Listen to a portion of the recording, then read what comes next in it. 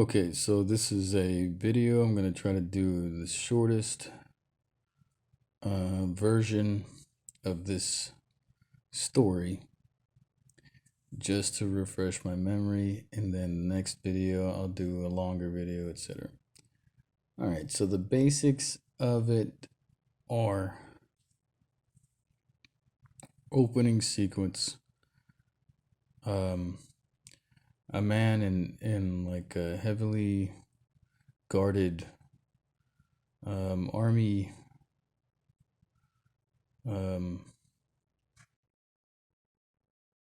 armor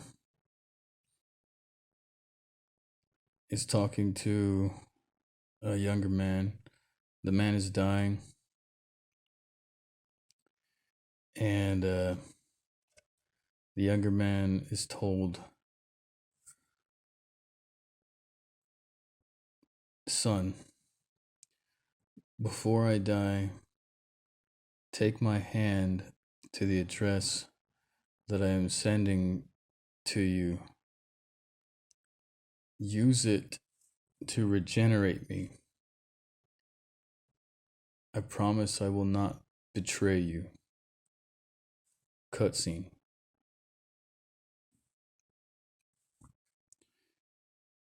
So then you see the younger man standing at a forest, in a forest, and he's standing in front of a fire where he has placed the man in his armor. He's burning him. So cutscene. The younger man is standing on like a balcony inside of a he's in a tree. It's like 200 feet in the air in a forest, and he's looking out.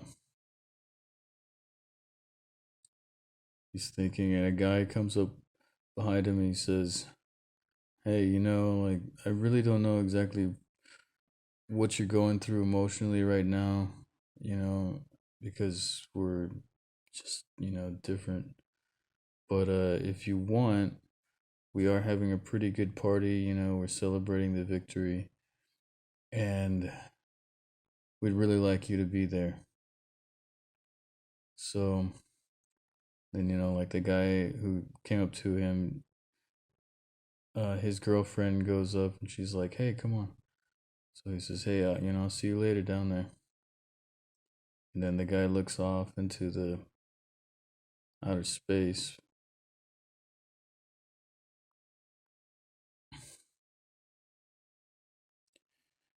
And cut scene, that's the intro. So at that cut, that's when you would start rolling the credits and stuff. And in the credits, it's like a bunch of gears and machinery, close ups kind of things. The gears are turning, they're turning pumps. You know what I mean? There's some sort of like putty type stuff that is being formed inside of a like this chamber thing. And what you see is that it creates a person from like mechanical, robotic, and like human flesh and all this stuff. So then, opening scene. Um, the guy is, like either dumped out of the thing or the thing opens or whatever. Let's say we just dump him out of the machine. He's like hairless kind of looking guy. Maybe he's got some hair, kind of like just was born, but he's obviously like, I don't know, 34. He's a decent sized human being. And so he, kind of looks around, and then he goes over to this computer terminal where he starts typing on the old keyboard. And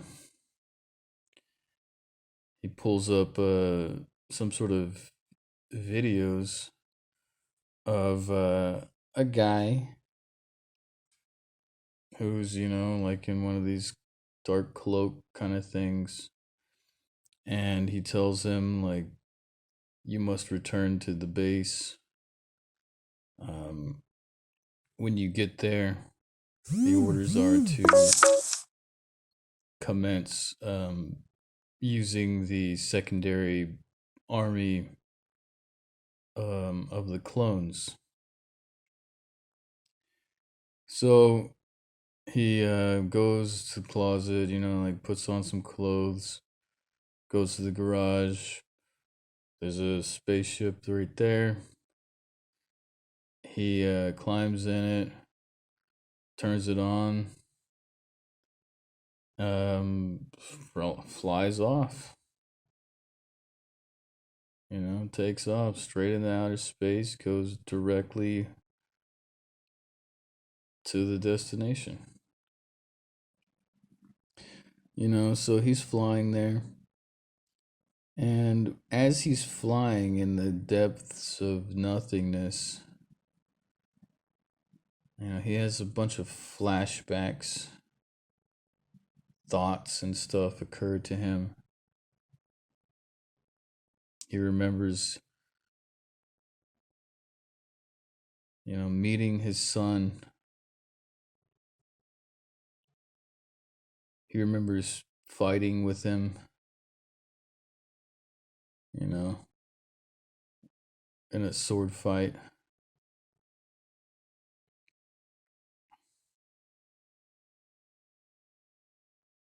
He remembers putting him in a prison. And then he has a bit of a foggy memory.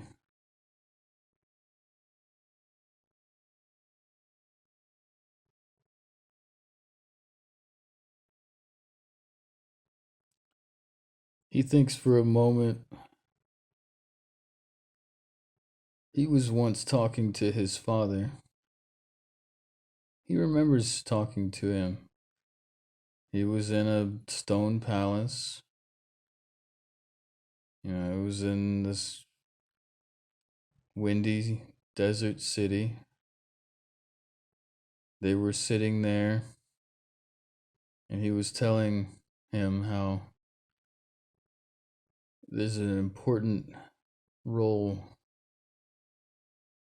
that he has to play. He has to do what the emperor says. It's all very important. So he snaps to. He looks at his GPS or whatever, his UPS. And sure enough, he's at the destination, but the base is gone. He finds a little piece of it and he decides to land on it.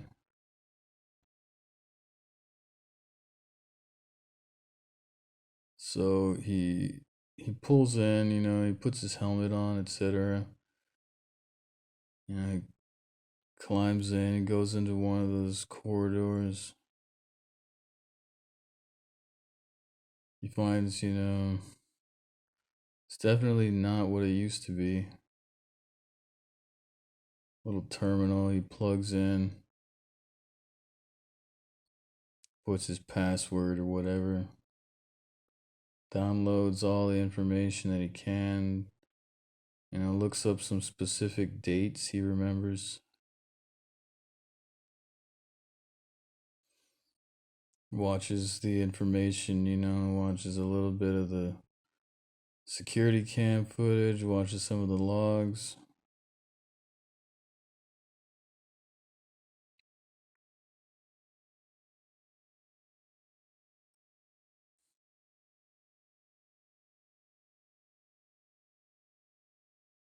You know, he does this for like a couple hours. You know what I mean?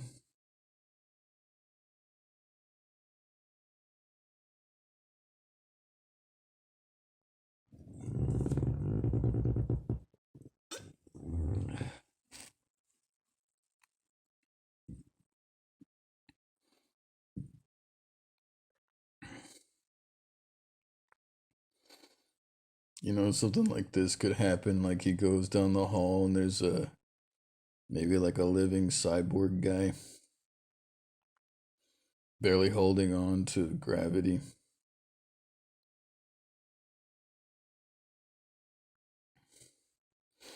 Goes and asks him like what happened. And he tells them that they were attacked and they lost the reactor or whatever.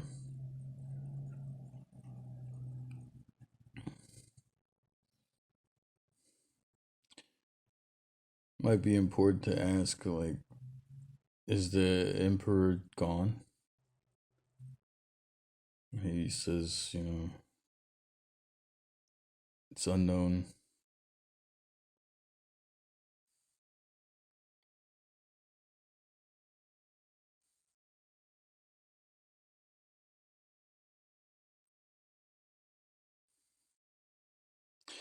I would say it would be important to put a debate there as to whether or not the guy would want to go with him.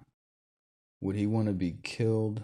Or would the guy want to kill him or take him? Because, I mean, if you just leave him there, that's fine too. Like, well, good luck in outer space as you're dying.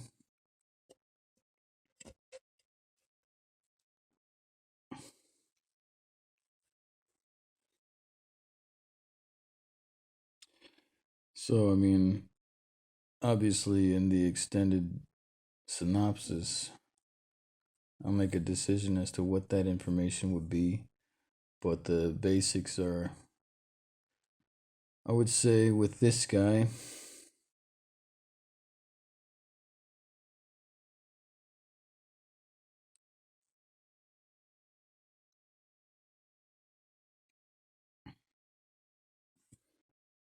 hmm,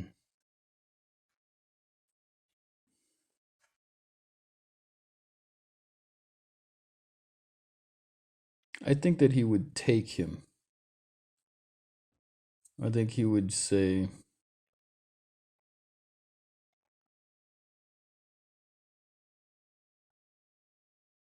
he would just put him on his back.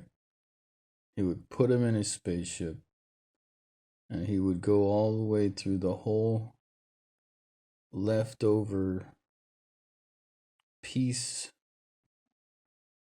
of the base. And he would find anybody who was alive, robot, person, or otherwise.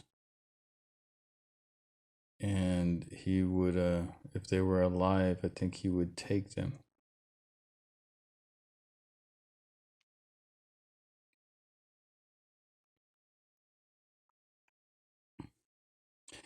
In fact, it may be that if he found any person or robot that he really had a special relationship with, that he would either take a sample of their DNA or he would download them.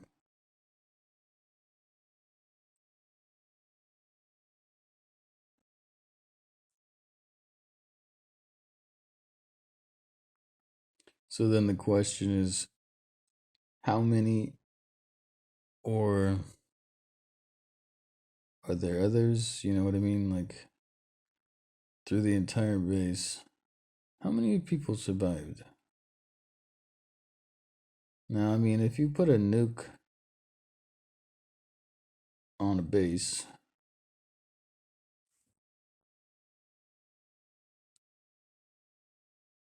You know, there's a small chance that somebody might survive. That's true. That's kind of the problem. You know what I mean?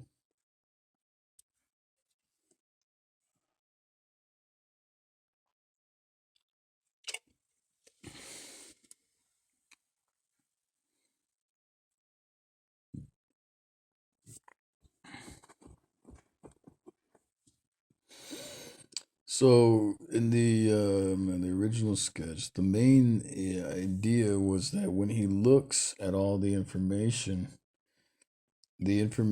shows like that the generals would send people. He would tell them one thing. He would send them out there, and then the real reason they were there were to just be killed so that he could save a little bit of extra like money. Not even like save the lives of the people on the base, but like just save a little bit of extra money. And so it just seemed a little weird where it was like, I'm fighting for an ideal. I'm fighting for a a philosophy, and the philosophy is not like whomever can get the most money extracted from the universe is all that matters. And so the in the original sketch, he just sees that, and he kind of just what doesn't know what to think about it. So he just leaves. But in this version of the story synopsis, he has an android that he found, and he's gonna take off with just one android. How about that? I mean, if you want more, then it might also it might be about that. You know what I mean? And I can always say that there might be more. It's not hard to go back and change that. So the basics are he gets back in the spaceship, he goes back home. The thing is, at this point, nope, he's dead. You understand? And not only is he dead, but his army is dead, defeated, nuked, gone. So the weird thing is he doesn't have anything to do. You know what I mean? He's technically unemployed. You know what I mean? Like you could say, well, like, would you be a freelancer? Well, yeah, man, but he woke up yesterday and he's never been a freelancer. He was a formal associate of the corporation of, whatever.com or whatever.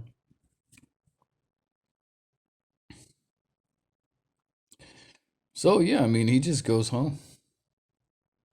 He goes straight back to where he came from. And so, I mean, he does have like a broke down Android. So that's good. But I mean, on the other hand, he doesn't have a boss anymore, which is good and bad.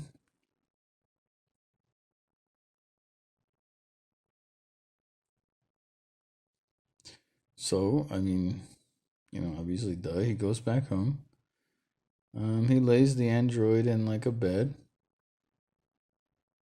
Maybe it hooks up a freaking medical tube or something.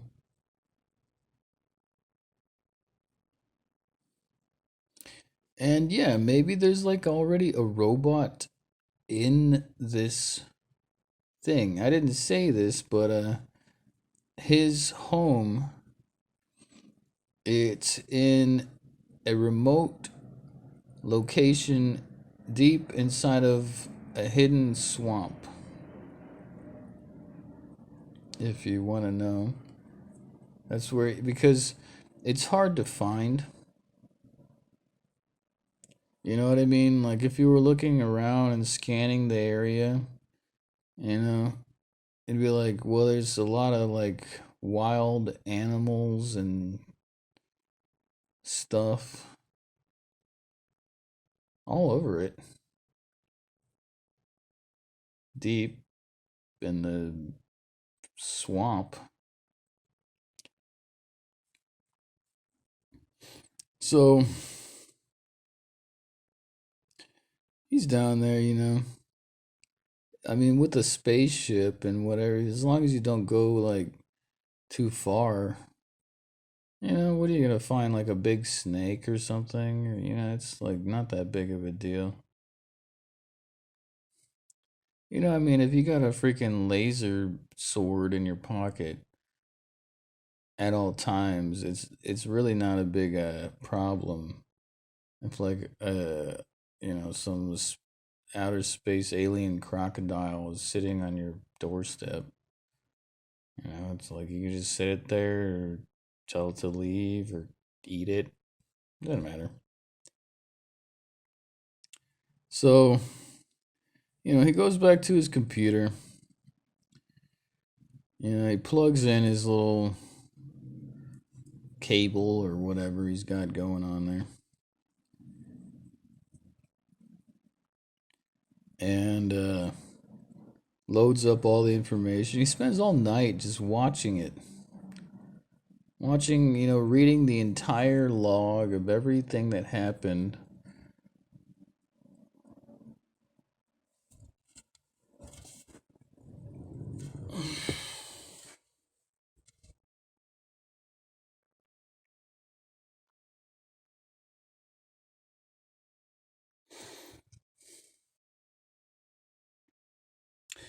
Okay, so I'm at a point in the story where, in the original version of this synopsis,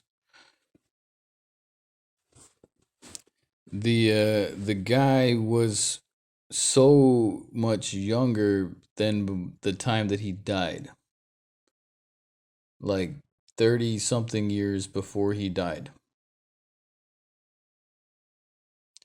In this version, he's like 3 weeks. But the thing is, what I'm thinking is the way this can work out is he will be like 30 something years before he died, but a consequence of being reanimated is that somehow you're still able to remember everything that happened to you, even though, you know, you were alive yet. Your soul was alive or something. And you can remember up until the point at which you were actually dying and dead. So we'll just say that what happens is he's watching his videos of his base and all the log and everybody's testimonials of every single thing that they were doing, and then it'll go into like a dream for a moment, and he'll be sitting there dying, and he'll be talking to his son.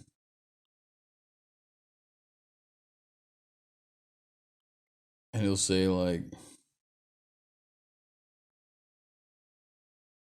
take my hand, use this to regenerate me, and I promise I will not betray you. But then, when he does so, he'll look over and there will be the Emperor. And the Emperor will be also, you know, not only alive, but he'll be like asking maybe even himself to regenerate himself. And behind even the emperors, there will be this other guy and it'll be like floating in the air or something. And then like he'll just wake up. So, it's daytime. No big deal. He goes over to look at the android, and the android's just sitting there.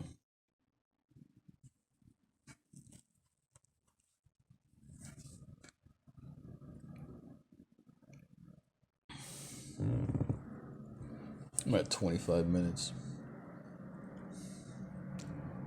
So,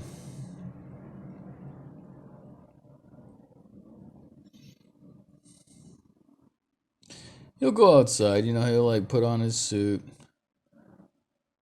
It's daytime, there happens to be like a little field behind the door of, it's like he's underground, but if you go outside and you go around the back, there's a little field there.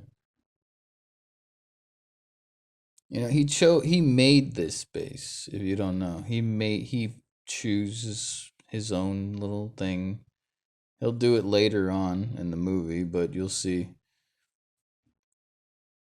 He chose it. He wanted to live there. He likes it. Dot, dot, dot. What else do you want to know about it? It's nice. It's got trees. Little birds. It's got sunshine. La la la. So he walks around, he's looking, maybe look at the fucking honeysuckle, pull a honeysuckle out, taste it, walk off. Maybe he has a little outer space science scanning machine or something, that kind of thing. He's just looking around. What is there to do? Um,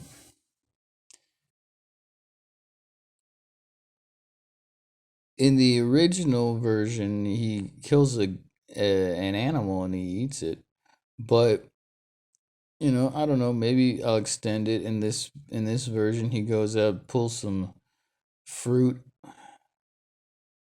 about that? He pulls some fruit off some vines.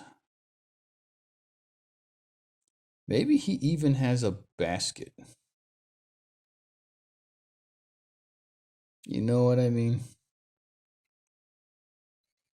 Maybe he pulls it out of the vine, puts it in his basket, walks around, sits, puts a blanket on the ground, sits on the ground, and like watches birds walk around outer space, alien birds, and just looks at this beautiful day and has a picnic.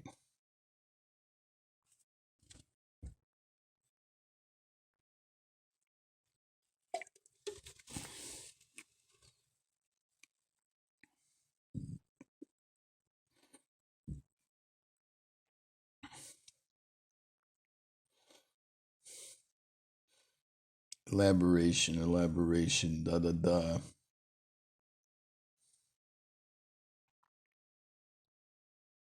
He thinks about once upon a time, his freaking hot girlfriend with the dots.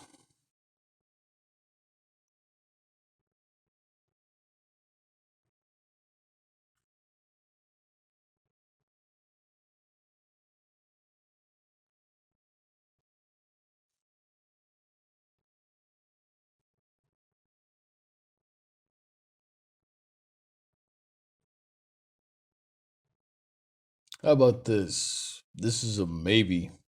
At the end of the picnic, there's some sort of like predatorial animal that comes up to him and starts like being a fucking nuisance.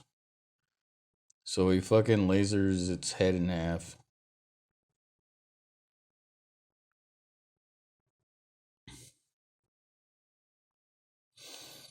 And he freaking slops it up on a hook in his little den there.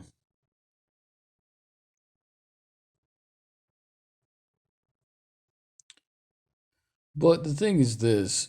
when he does so later that night, he starts having all these weird nightmares.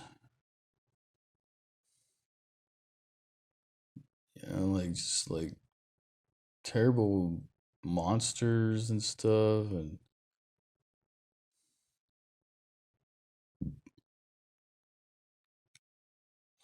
it all leads back to this guy, this other guy, this stranger in the darkness who seems to be like brooding over him. So he wakes up. It's the middle of the night. So what is he gonna do? Go back to sleep? Like what is he gonna do with his life? What do you do when you were the general, but your army lost, and you're still alive?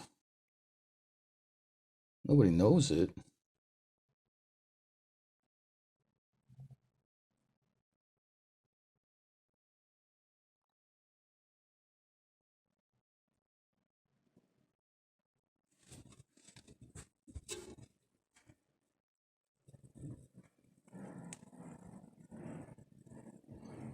What do you do?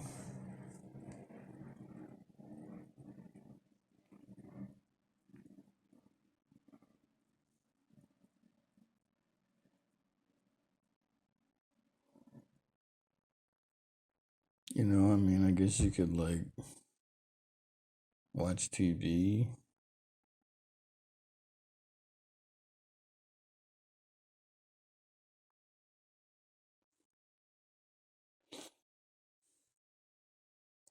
I'd just say he probably has enough money, if there's any such a thing. So I mean, it's not like he's worried about that. But what I mean, I guess he just has to make up his new life, right? But does he start at like the in the middle of the night after having a nightmare?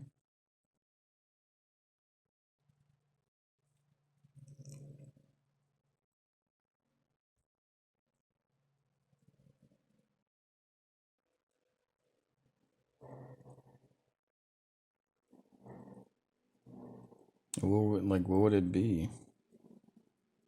What is his new life? Is he still evil? It's like he gonna go out and search for evil people and conduct interviews. Like, what are the experiences of evil that you have had, and do you have any special evil skills and stuff? Like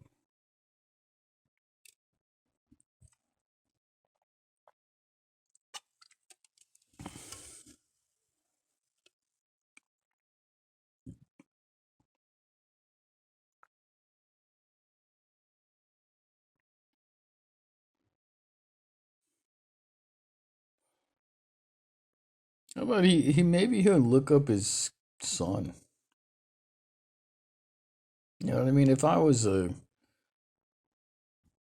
an old man, I had died, and then I came back to life, and the last memory I had was that I was talking to my son. I think I might be like, what's he up to? Did he do anything good? Yeah. Even if he ain't doing anything at all, I'd probably want to go talk to him. So, maybe he'll look him up on the internet or whatever.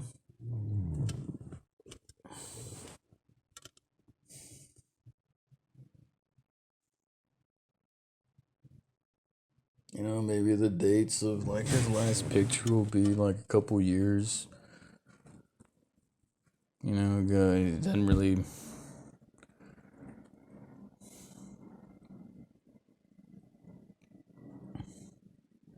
It's hard to say what he's up to,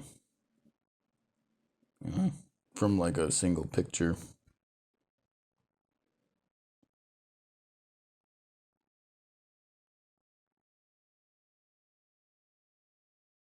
Even his other pictures, like, well, there he was 10 years ago. Yeah. But still not enough information as to what he's doing. So, it's kind of a dead end. Like, well, that's fine. I don't know exactly what I would be expecting to find. It's not like he's famous or anything.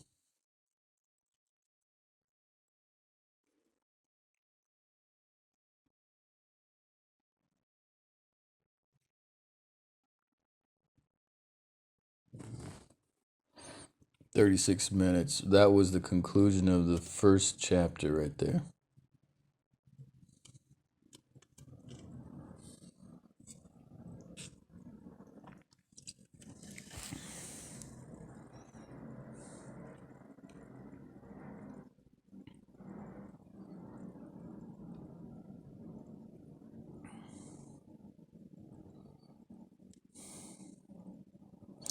So, I mean, I'll try to do as much as I can.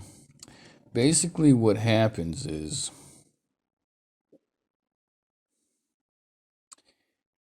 in the shortest synopsis I had, he goes out, and I mean, we all want to know, what is the son doing? I haven't even written that part yet. I don't know. I don't know. I have to make it up right now. But what I do know is that what happens to the guy is he he goes out, he's hunting, he's looking around. He finds a guy one day who was he was on his scanner. He was flying around, and he basically picks up like junk and resells it. Once upon a time, he may or may not have been actually a elite police officer. It's hard to say nowadays with the internet and all that. But basically, he picks up a signal and he decides to follow it, even though it's a long shot. If you're a guy who picks up junk all day and you get a signal that looks pretty good, it's worth, as long as it can pay for your gas. So he goes all the way to this foreign planet to see why there's a signal there. And in the original version, it was that he had bought a specific kind of scanner that had been pirated off of a base that may or may not have been part of the Imperial base that had been destroyed. So he was using that scanner, and in that scanner he found this signal. He goes to this planet and he finds this guy. Now, the strange thing about this guy, as you know, is he's not quite a human. He is some sort of android. In fact, he's only like been alive for like a couple weeks.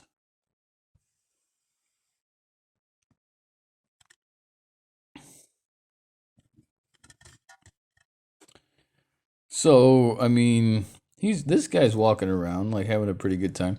At this point, he's kind of given up on the idea that he's still like the, second in command general of the biggest empire of the galaxy.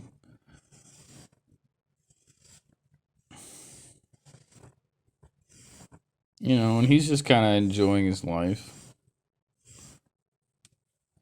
Hanging out. He's got like wine, crackers, and Like maybe he's got like a wild dog or something that he keeps on a leash. You know what I mean?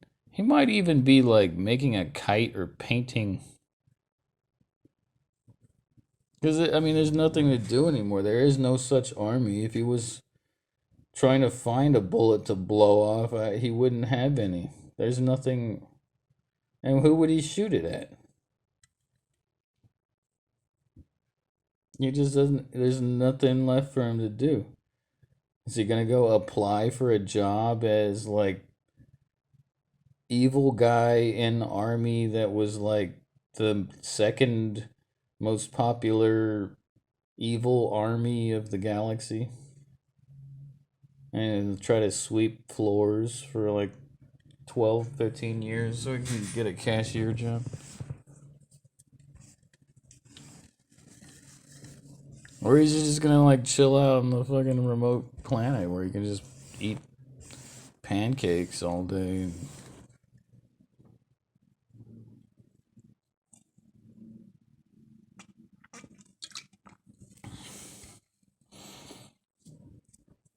So, in the shortest synopsis, he finds a guy.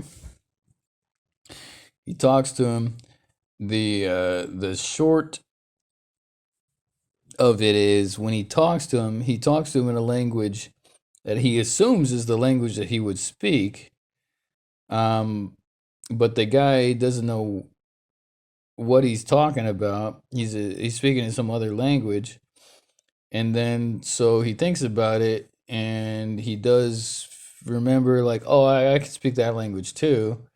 So then he speaks that language, and the strange thing is when he thinks about it, he's like, well, where did I learn that other language? And the other guy's looking at him like, what language? He recorded it in his little eyeball, digital recorder, and he researches it later, and what they find is that is an ancient language that has been gone for a really long time, that belonged to um, the predecessor of the empire in an ancient civilization.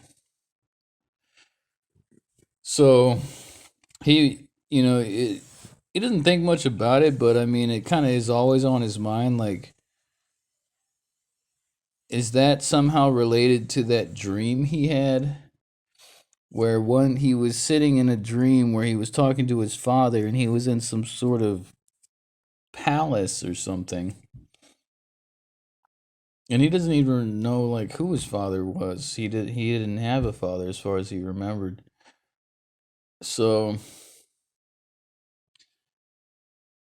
in the shortest synopsis, that was what it was. And then there was a second part where it starts, and it is the child, and the child is talking to the father, and the father is explaining the necessities for him to understand the rules of the empire and how to be a royal knight, etc.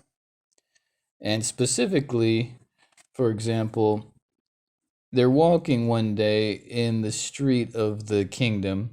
The kingdom is it's a floating spaceship thing where everything within that thing is part of the world. It's kind of like a snow globe type thing, with like just air. It's a biosphere. And he says, for example, like, you see this plant on the ground that is growing here in the corner between this street and here. He says, I want you to pull it from the ground because that is the rule of the empire. So, the child says, he says, I've pulled this plant many times from the ground and it always comes back that's fine. But what's more important is what happens when it's not there. He says because the father is not there once it is gone, but the child is there. And what he says is that, for example, he went there one time and there was a bird there, and the bird took a shit.